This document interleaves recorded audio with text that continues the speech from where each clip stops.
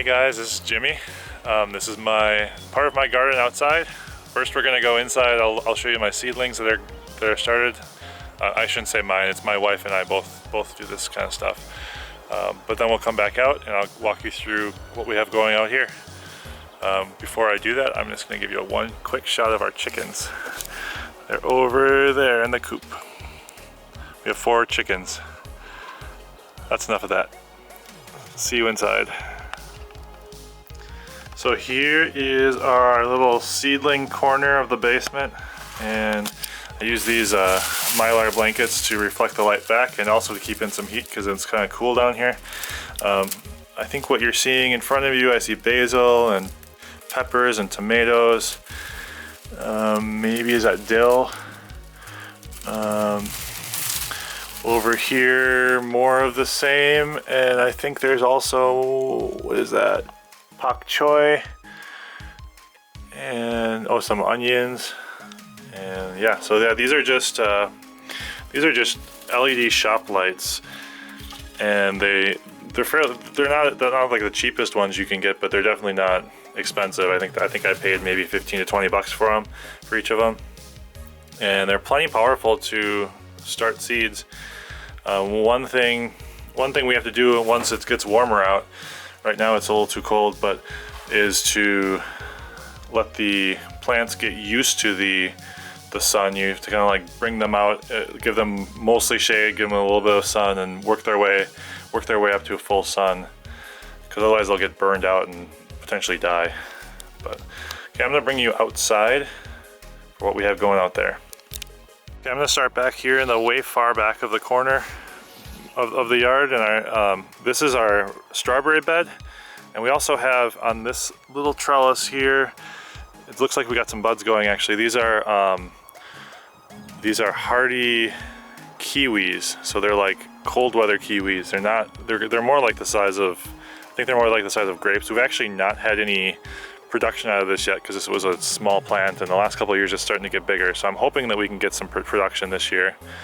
And the strawberries, we actually just I can show you our compost bin over here. We just actually went through and sorted through the compost that we made from last year, and so these have a lot of compost on there. We haven't had rain since we put this on, but besides these strawberries, we also, you can see this trellis, we actually use twine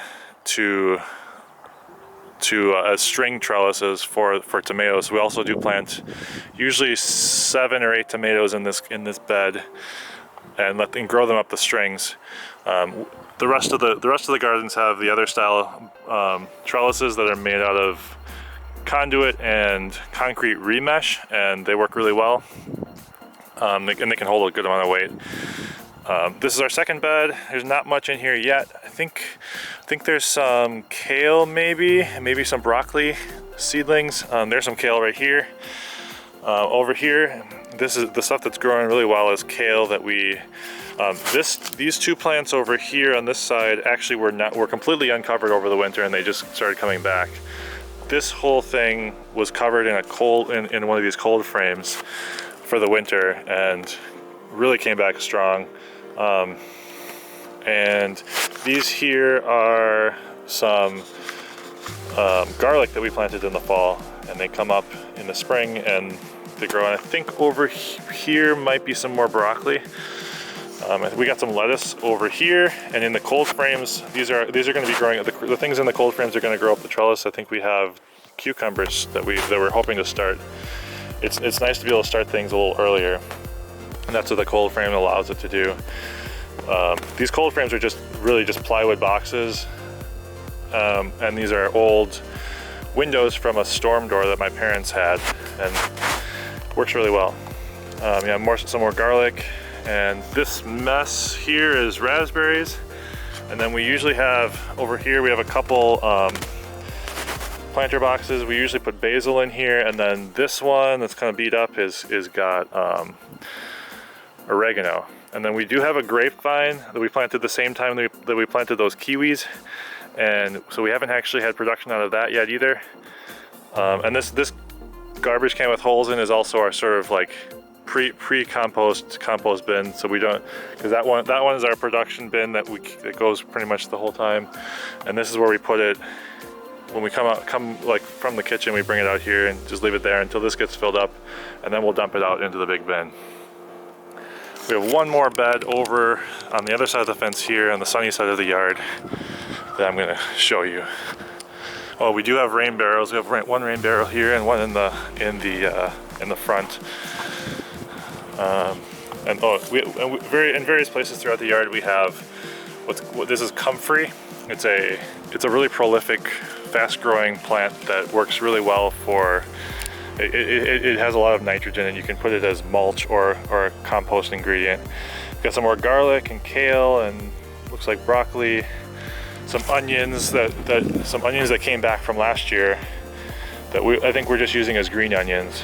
Lots of piles of compost that we're gonna kind of spread around a little bit more, and some more garlic. And yeah, this bed does a lot better with summer squash. That's what we're gonna plant out over here, like zucchini. And we also usually do some like spaghetti squash and stuff too. We're actually, if you can see here, I got some more concrete remesh. I'm going to be adding some trellises to this long bed too, so we can have more growing space by growing vertically. And that's about it for production vegetable garden. We do have various plantings around the yard, and I can show you. I'm going to take you to the front in just a second, and then I can show you we do have some flowers back here right now, some daffodils that are blooming right now. I'll show you the stuff we got in the front. Okay, so here's our front. This is more just like mostly perennial type flowers and stuff. It looks like over here on the side we actually do have one iris I can see just bloomed probably today. Got some other plantings, columbine. There's hydrangea. We got a bunch of tulips that are blooming right now. A couple more hydrangeas, and this is a dwarf lilac. I got some more daffodils, some primroses, hyacinth, and bleeding hearts. And those little things are called something, and I can't remember what they are.